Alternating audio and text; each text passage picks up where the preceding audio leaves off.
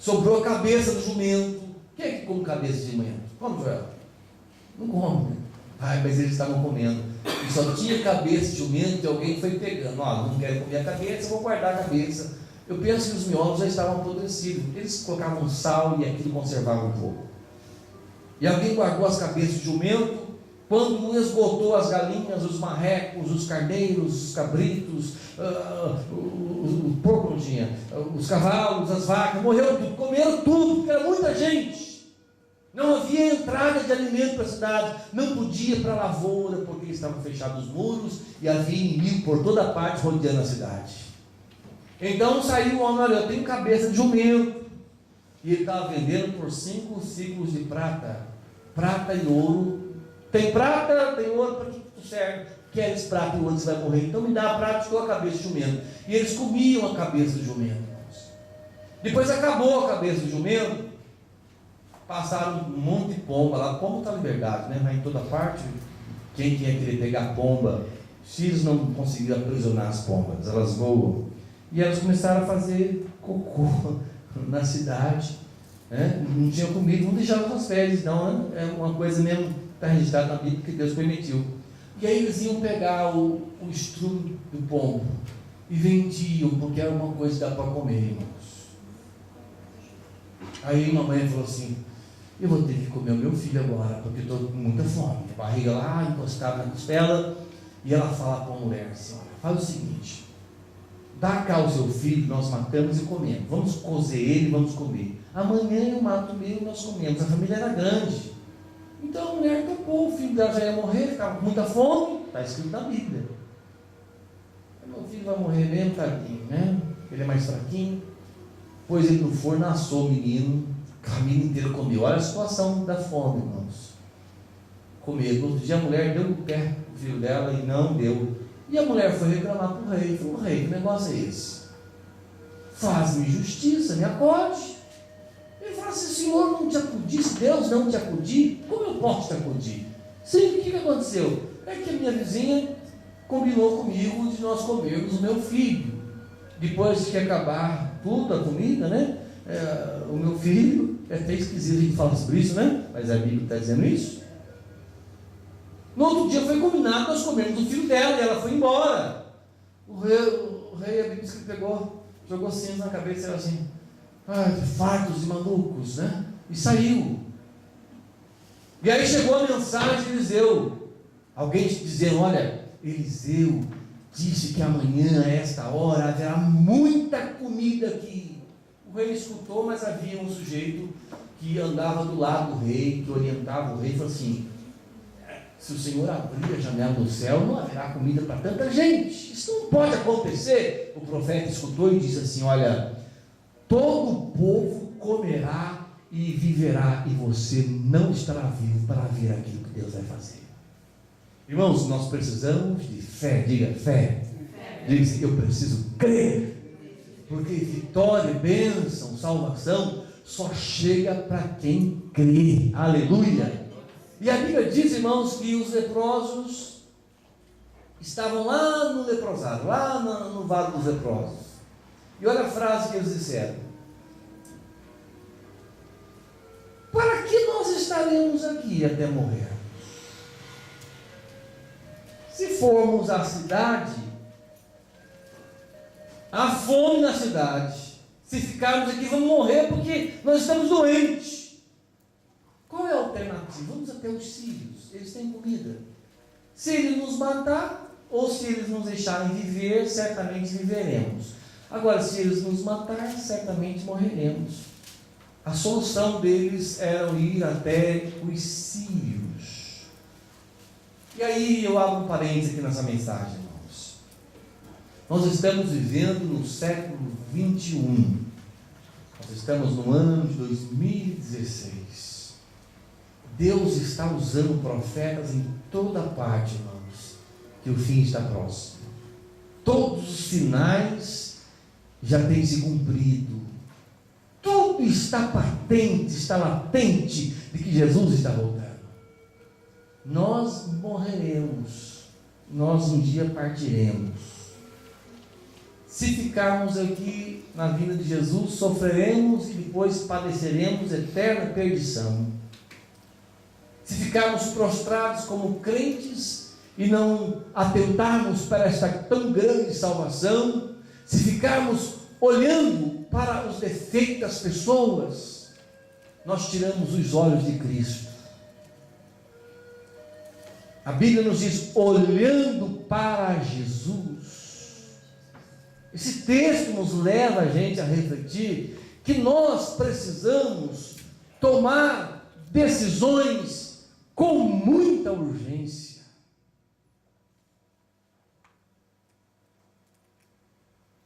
Há uma urgência, irmãos, que a gente precisa entender isso. Alguém diz assim, eu estou doente, o médico me deu 3 meses, a não ser que eu comece um tratamento, eu não tenho recursos.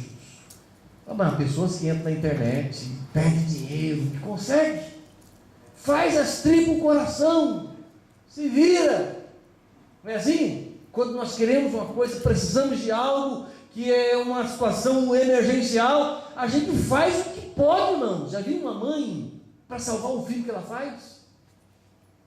Você conhece a história da galinha, né? Enfrenta até um leão, se possível, para proteger os pintinhos. Você viu aquela mãe, aquela história que a mãe entrou dentro da lagoa, o filho estava gritando, um jacaré havia abocanhado as suas pernas, e a mãe pegou um pedaço de pau, o jacaré era muito grande, ela deu tudo que ela podia, meteu o paulado na cabeça do crocodilo e largou a perna da criança. Irmãos, nós vivemos hoje, neste tempo do fim, um tempo de emergência. A luz vermelha está piscando, o alerta está piscando, logo o sinal vermelho vai chegar, irmãos. Se nós ficarmos parados, certamente morreremos, pereceremos. Precisamos, irmãos, usar a nossa fé. Alguém fala assim, eu quero vitória, pastor, quero que as promessas de Deus se cumpram na minha vida. Observe, irmãos, que dentro de um quadro simbólico nós somos semelhantes aos leprosos. Se a gente não crê, se a gente duvida de tudo, se a gente diz que crê, mas lá dentro a gente não crê, se a gente não acelera os passos, se a gente não se esforça, se a gente não buscar, se a gente não orar, se a gente não jejuar, se nós não tomarmos postura, se nós não enfrentarmos os desafios e pedirmos graças a Deus e vencemos, a gente vai andando para trás. E observe, irmãos, que tudo era ilógico na vida dos leprosos. Vamos tentar aí, ó. Vamos tentar. Para Samaria não dá aquela lá a fome, aqui também não dá para ficar, que aqui nós vamos morrer, não há tratamento. Nós estamos com fome, porque a fome entrou na cidade, e as pessoas que eram responsáveis em levar o alimento para os leprosos pararam de levar. Então eles iam morrer, não é nem da lepra, era pela fome também. Acelerada pelo processo da doença, eles eram mais sensíveis e mais necessitados de alimentação para combater um pouco daquela enfermidade e prolongar um pouco o tempo de vida, e eles estavam se alimentando, estavam fracos, aí nós vamos morrer rápido, vamos fazer alguma coisa para estender um pouco o nosso tempo de vida. Eles falam, vamos tomar a decisão. Se há comida em Samaria, não, no arraial dos Sírios, é para lá que nós vamos tentar a sorte. Irmãos, crentes não tentam a sorte, nós sabemos a direção que nós devemos caminhar, aleluia. Este mundo aí fora nos tenta cartomante, tenta tarô e tantas coisas, tentando a sorte. Há pessoas que fazem fé, né, no totoloto, em tantas apostas. Esse dia eu peguei um senhor no carro, ele estava triste, estava melancólico, dizendo, eu perdi 500 euros agora no bingo, me ajuda, me leva na minha casa rapidinho, eu vou pegar mais 400, eu tenho fé que eu vou conseguir recuperar aquele dinheiro. O que eu vou falar para o rapaz? E foi na casa dele, pegou 400, ele falou, eu vou recuperar os 500. Eu não quis desanimar ele, né? Eu falei, a sorte é Jesus. Ele não deu nem atenção, ele estava querendo recuperar os 500 que fazia parte do salário dele. Há pessoas que tentam a sorte. Crentes não tentam a sorte, crentes têm direção, irmãos. olhando para Jesus, autor e consumador da nossa fé.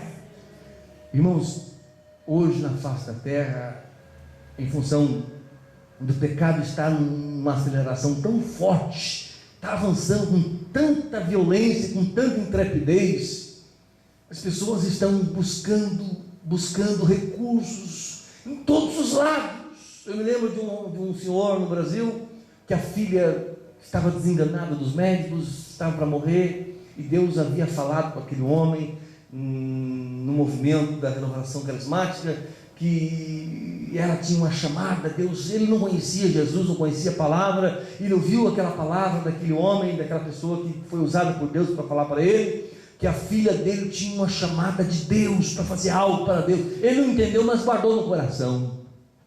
E aí, quando a filha dele ficou doente, ele ficou desesperado.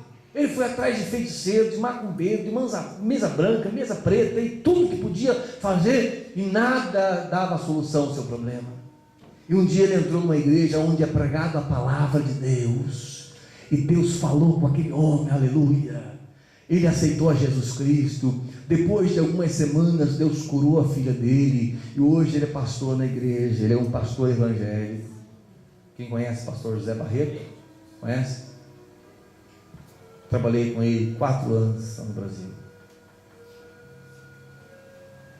As pessoas buscam soluções, irmãos, alguns arriscando a sorte, outros buscam a solução, e até mesmo orientado pelo Espírito, entra dentro de uma igreja que prega a palavra de Deus e ouve a palavra. Quando a palavra entra no coração, ela efetua mudança e transformações.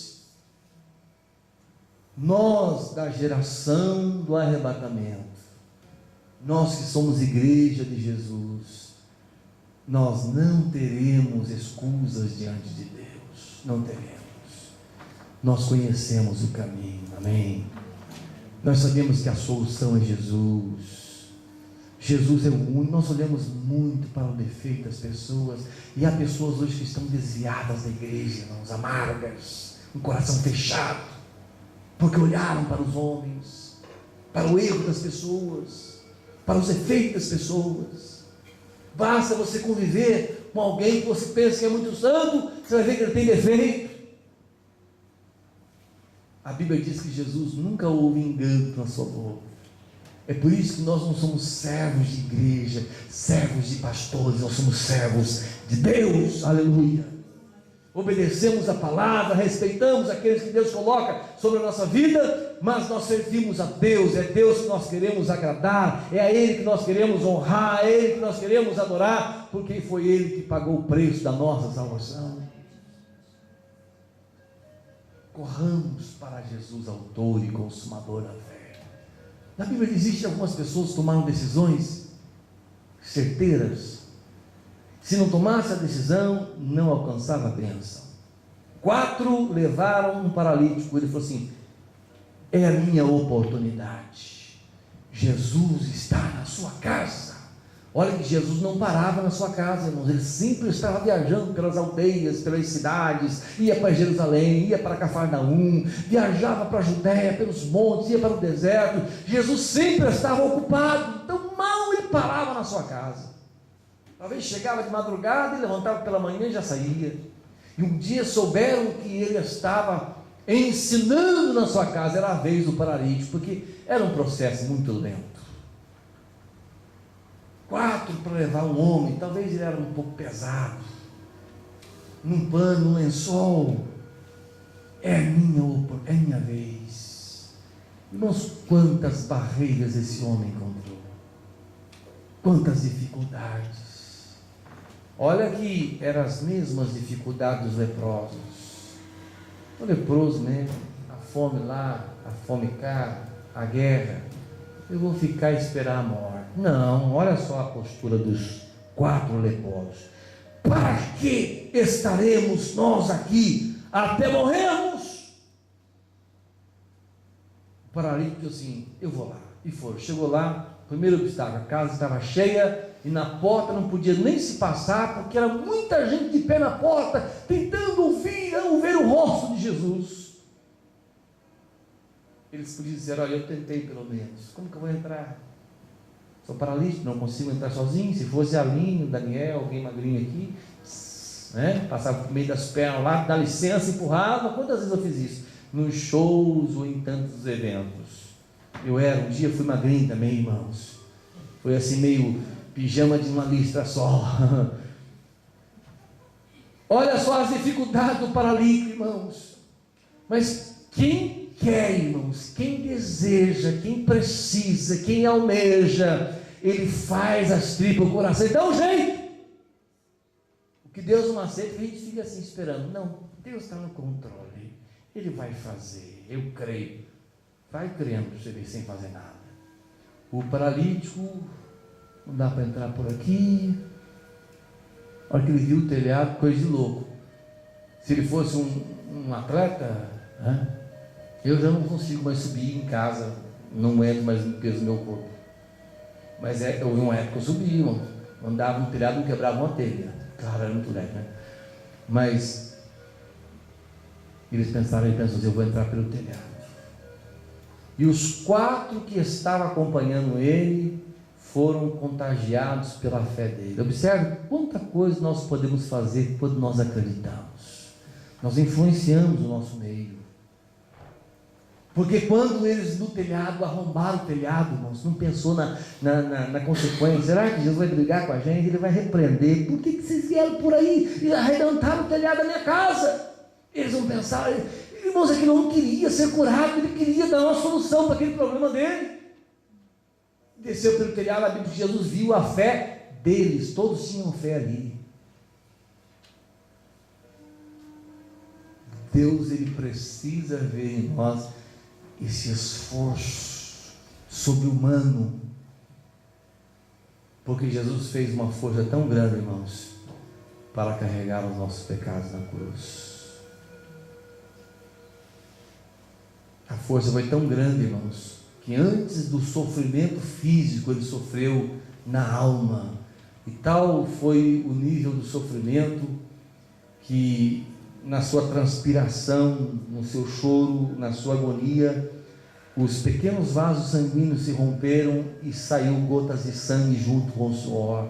E a medicina explica isso, mas num nível muito alto de rejeição, de tensão nervosa, de perplexidade e de drama existencial e de preocupação, tudo misturado, sentimentos misturados, irmãos. Preocupação, estresse, rejeição, decepção, aquilo acumula tudo e a pessoa então consegue soltar sangue pelos poros. Rompe-se os pequenos vasos sanguíneos. E foi isso que aconteceu com Jesus.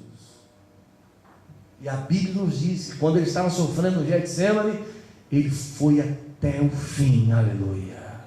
Ele parou de orar. Irmãos, os companheiros deixaram Jesus. Ele, olha, não puderam orar com Jesus. Ele vê Pedro roncando, Tiago chorando, ou dormindo, e João também, que era o mais íntimo, estava dormindo também. Ele falou assim: vocês não puderam velar pelo menos um momento comigo, estáis atentos, sede sóbrio, porque o espírito está pronto, mas a carne é fraca. E ele vai um pouco mais e ora: oh Pai, afasta de mim esse cálice. Jesus estava temendo o momento da rejeição de Deus, quando Deus iria vê-lo na cruz com os nossos pecados, em função da sua santidade, ele não ia suportar e virar o rosto. Jesus estava presenciando um momento de rejeição na cruz, e ele temeu esse momento em perder a presença de Deus por um minuto, irmãos. Ele fala: basta, mas ele viu você, aleluia.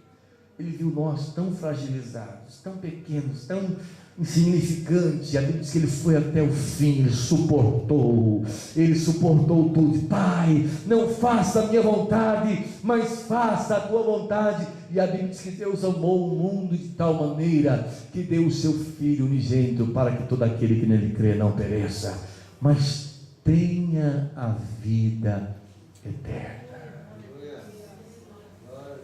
Se você viver 100 anos com muita saúde, é muito pouco perto da vida eterna. É, irmão Antônio. Se vivemos... Teve um homem que, não sei se é verdade, viveu 236 anos. Mas você vê o aspecto do homem, não vale a pena chegar nos 200 anos. Ele ficou muito feio.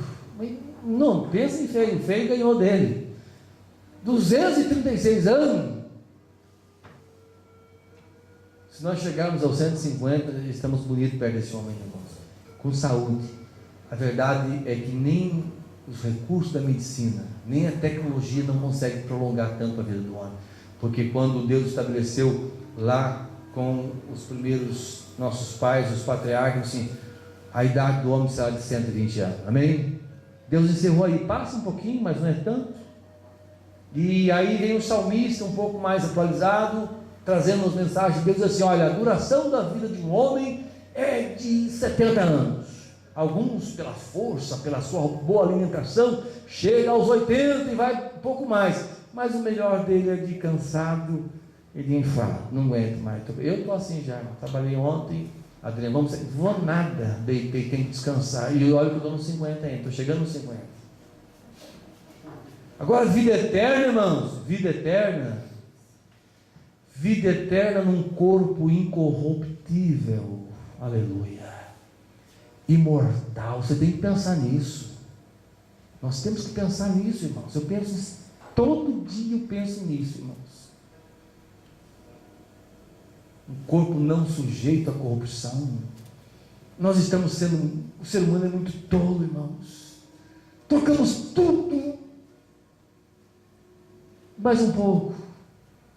Pomos tantas coisas na frente de Deus, esquecendo que Ele tem-nos a vida eterna. Você não vai viver nem aqui nesse mundo, vai viver num mundo espiritual, no céu, na casa do dono do universo. Nós não temos ideia o que é céu, e não temos ideia. Se tivermos, nós nos aprontaríamos mais rápido e corríamos com mais diligência. Hebreus diz assim: nós, pois que estamos rodeados de uma tão grande nuvem de testemunha, deixemos todo o embaraço, todo o pecado que tão de perto nos rodeia, corramos com paciência a carreira que nos está proposta, olhando para Jesus, autor e consumador da fé. Aleluia. Fique de pé em nome de Jesus. Irmãos, a despeito de Deus ter o céu para nós, vida eterna, aleluia, diga vida eterna. Perdeu, dá glória a Deus aí. Vida eterna, aleluia. Eu estou vivendo isso que eu estou pregando, não sei se você está entendendo. Vida eterna, irmãos. Acabou as dores das articulações, aleluia. Seu corpo vai flutuar, opa. Estaremos na presença de Deus, irmão Samuel, na presença do Todo-Poderoso, irmã Alexandra. Estaremos diante do Deus Todo-Poderoso. O que será? Como será? O que nós vamos sentir, irmãos? Mistério, aleluia. São coisas que o olho humano não consegue ver. E viu o que está escrito na Bíblia? Quando o profeta tem aquela visão e entende que é a chegada de um ser transcendental, ele diz: vê-lo-ei, mas não agora. Ele tem aquela visão: contemplá-lo-ei, mas não de perto. Aí ele profetiza: uma estrela procederá de Jacó, um cetro subirá de Israel e ferirá os termos de Moabe e destruirá os filhos de Sete. Fala dos demônios. Aí Paulo veio um pouco mais, com mais amplidão. Ele diz assim: aquele que tem, só ele, a imortalidade, habita na luz inacessível. Ele está falando de Deus, não está falando de Jesus. Uma luz que não, homem humano não pode ver no corpo humano. Habita na luz inacessível, que nenhum dos homens pôde ver e poderão ver. Aí ele diz: a ele honra, glória, poder, sempre eterno, amém. Aleluia. Paulo diz ao Rei do século, imortal, invisível, seja honra e glória para sempre, aleluia.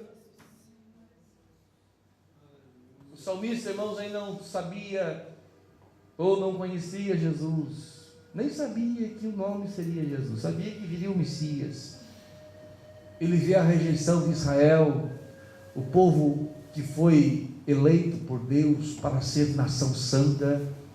Ele fala: a pedra que os edificadores rejeitaram tornou-se cabeça de esquina. Já ouviu falar em modus vivendi? Um acordo em desacordar. Nós temos desacordos, vamos fazer um acordo em conviver com os nossos desacordos. Modus vivendi. É esquisita a palavra, né? É uma filosofia antiga. Pois tem o modus operandi, né? O que é modus operandi? É você entender que aquele modo é que funciona, então você vicia naquele modo. Irmãos, observe uma coisa. Nós temos hábitos que estamos conformados com ele. Não são hábitos ruins, mas são hábitos que tiram-nos o desejo de Deus. O texto está bem claro, irmãos. Embaraço. As virgens que ficaram estavam embaraçadas com a ausência do azeite. Aleluia.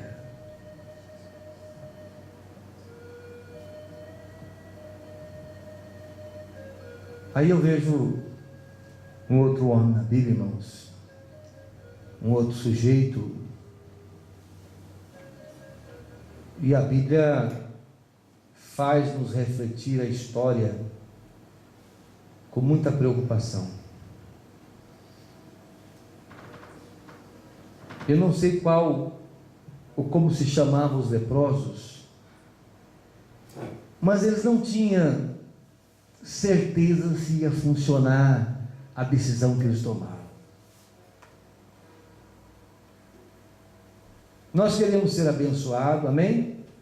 Queremos vitórias, tudo isso Deus tem para nos dar.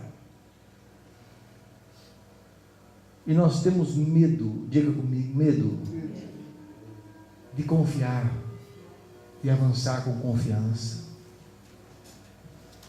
Olha o milagre extraordinário que acontece, irmãos. Milagre extraordinário. Com Deus a gente faz assim: ó, não estou vendo o chão, mas eu vou pisar. Pá, você pisa, Deus constrói uma ponte.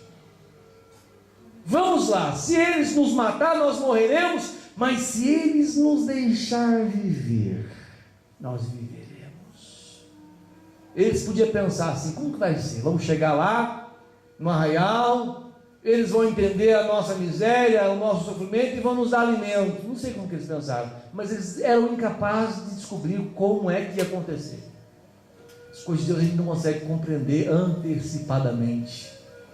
E aí eles vão chegando no arraial, irmãos, e vão 4 leprosos andando, devagarinho. Deus fez os sírios ouvir o barulho de uma grande multidão chegando.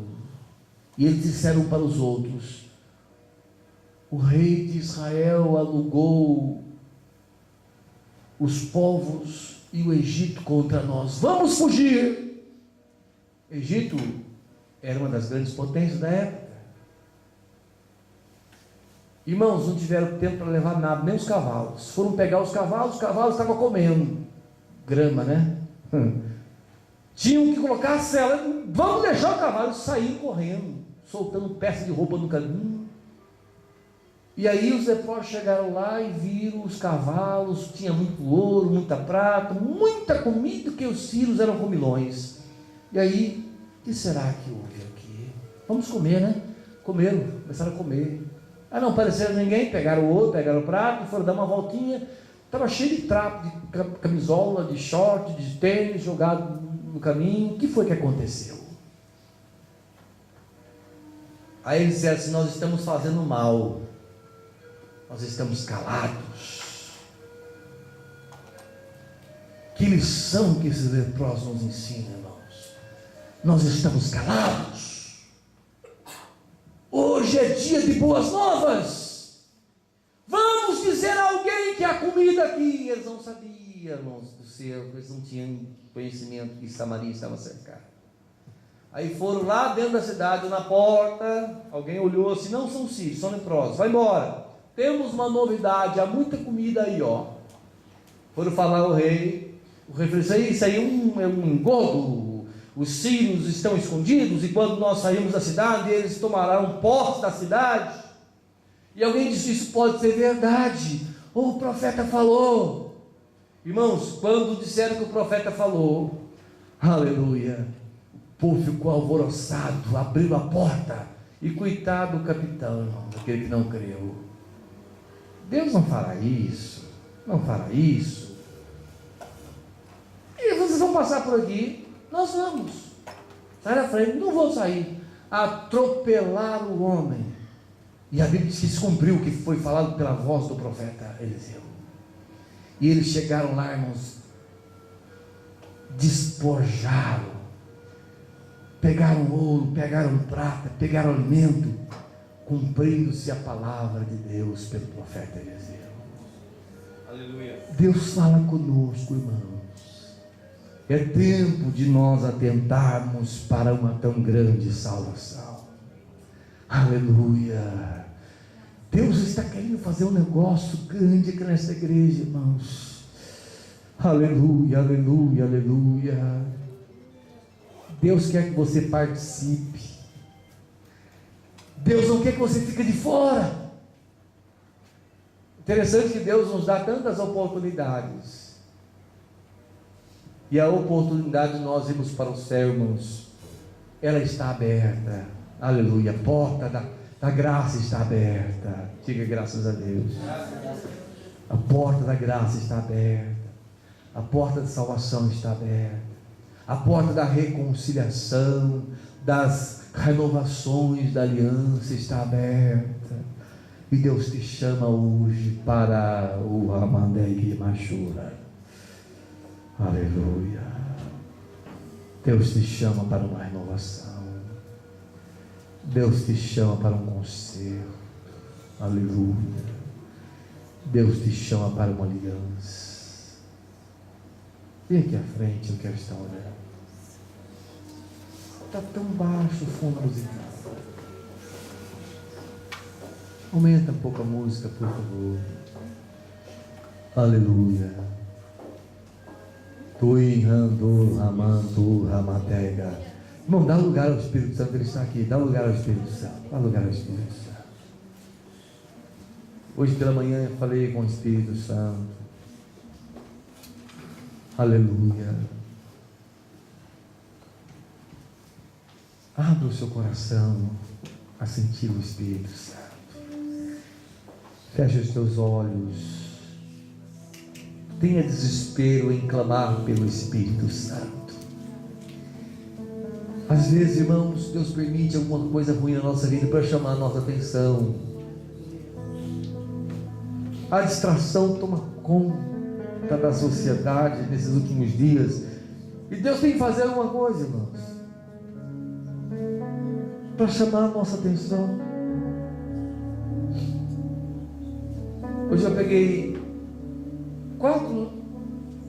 3 velhinhas e um velhinho no carro, todos portugueses, um dos Açores, a outro do Algarve, alentejanos, um de Lisboa. Eram amigos. E tive ali uma afinidade muito grande com eles, comecei a conversar com eles.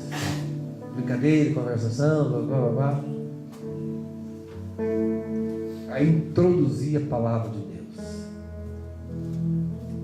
E comecei a falar, e pregar para os 4. E o Senhor falou assim: eu vou te meter dentro de uma igreja, você parece um padre. Eu falei assim: vocês são um pastor. Subia se tu eras alguma coisa. Quando saiu do carro, o Senhor estava na frente, deve ter uns 70 anos, 70 e poucos anos. Nós estávamos falando de sotaque e de formas de falar de uma região da outra. Eu estava falando que o Brasil é muito diferente, carioca, nordestino, mineiro, paulista, gaúcho, falam diferente. Eu falei: no céu vamos falar um só idioma. Ele falou: céu, tu acredita nisso? Eu falei: para lá que nós vamos. Ou não queres para o céu? Ele ficou pensativo. Falei muita coisa para ele ali antes de sair do carro. Até levei umas buzinadas. Mas foi tão bom falar de Jesus ali para pessoas que pararam para ouvir. Aleluia. Porque quando alguém para ouvir, Deus fala. Deus fala. Quando alguém para ouvir. É por isso que diz assim: se ouvirdes a minha voz, e se quiserdes, comereis o melhor dessa terra. Na verdade vos digo que quem ouve a minha palavra e crê naquele que me enviou, tem a vida eterna e não entrará em condenação, mas passou da morte para a vida. Bem-aventurados os que lêem, os que ouvem as palavras dessa profecia, e os que guardam as coisas que nela estão escritas, porque o tempo está próximo. E João diz: eu vi os céus abertos, e estava um cavalo branco, que eu estava sentado sobre ele, se chama Fiel e Verdadeiro, julga e peleja com justiça. Ele estava vestido de uma veste salpicada de sangue, e o nome pelo qual se chama é a palavra de Deus. Você pode vencer, porque o sangue de Jesus te habilita. Você pode vencer, porque o sangue de Jesus te limpa, te justifica. As suas culpas são lançadas no mar do esquecimento, e Jesus te santifica pelo sangue. Receba o poder do sangue de Jesus. Toda culpa seja extirpada, toda perturbação seja neutralizada, e que o sangue de Jesus te envolva nesta noite, e que a presença do Espírito Santo venha sobre a sua vida. Aleluia, em nome de Jesus. Ore nesse momento, fale com Deus, fale com Jesus, fale com o Espírito Santo. Pastor, vem aqui orar, pastora Adriana. Aleluia. Eu e o evangelista Cleis vamos estar ungindo você com óleo. Glória a Deus, aleluia. Senhor amado, mais uma vez nesta hora nós te agradecemos, Senhor, pela palavra que foi ministrada no nosso coração, Pai. Ó Deus, venha tocar cada um dos teus filhos que aqui ouviram, Senhor, que possam ser cheios do teu Espírito através da palavra pregada, Senhor. Toca, Deus, cada vida que aqui está, Senhor. Que haja arrependimento, que haja renovo, que haja um avivamento, Senhor. Ó Deus, olha para cada um dos teus filhos, que eles possam sair daqui cheios da tua presença, cheios da tua graça, cheios da unção do teu Espírito. Toca, Senhor, cada vida. Vai tocando, Senhor, toca a alma, toca o Espírito, Senhor, pela tua presença. Receba a presença do Senhor, receba o toque do Espírito sobre a tua vida. Oh, vai tocando, Senhor, toca, Senhor, onde as palavras não alcançam, mas aonde há a divisão da alma e do Espírito, Senhor, toque cada vida neste momento. Seja cheia do Espírito Santo, seja cheia do Espírito de Deus. Que haja o toque do Espírito sobre a tua vida pela palavra que foi pregada, pela palavra que foi transmitida, que é vida para a tua alma, vida para o teu Espírito. Seja tocado, aleluias, seja tocada, aleluias. Glória seja dada ao nome do Senhor, exaltado é teu nome, aleluias, aleluias, oh, aleluias.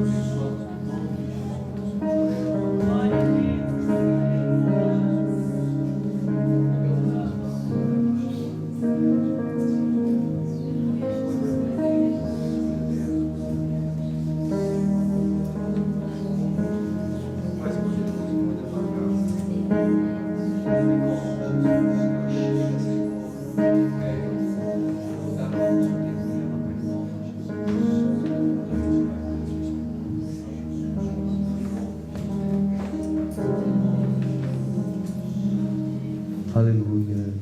Diga assim: eu sou portador da promessa de Deus. Diga agora com muita força: eu não aceito a derrota na minha vida, na minha família e no meu ministério. Diga assim: vou avançar, vou seguir a direção de Deus e vou tomar posse da minha bênção em nome de Jesus. Se você acredita nisso, dê uma salva de palmas ao Senhor. Aleluia. Só mais um pouquinho. Amém? Irmãos, hoje temos na cantina de missão não é porque eu fiz não, a torta de atum, mas está uma delícia. Amém?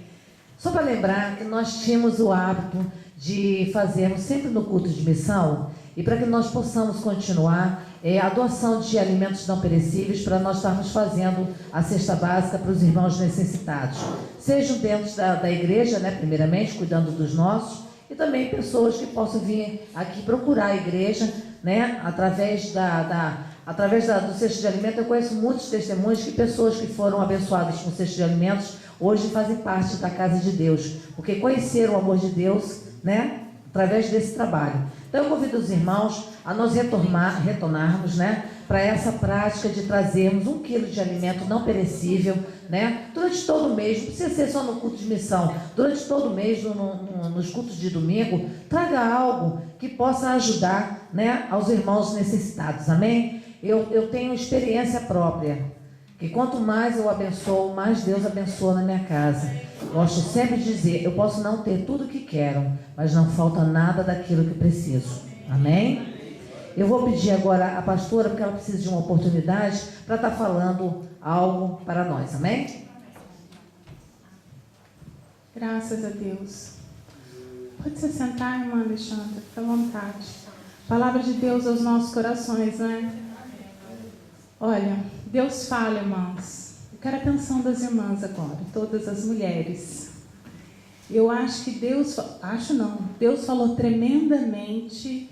Deus desenhou para nós, né? O pastor começou a falar, até anotei aqui para não esquecer, que as mulheres sempre são maioria. Lembra que o pastor começou a falar sobre isso? Nós somos maioria em vários lugares, mas vamos falar aqui da igreja, somos a maioria. E Deus nos chama a uma responsabilidade. A palavra foi pregada hoje, exatamente Deus confirmando e testificando no meu coração o que Ele havia falado comigo. Já vem falando durante a semana. E hoje de manhã na oração, Deus testificou forte no meu coração o que Ele quer de nós mulheres aqui dentro da igreja. Nós não podemos estar paradas. Porque se ficarmos paradas, certamente morreremos. Foi falado aqui na pregação. Se ficarmos paradas, certamente morreremos. Não tem outro caminho. Quando estamos parados, o alvo é mais... Quando um alvo está parado, é mais fácil de acertar do que se ele estiver em movimento. É fato.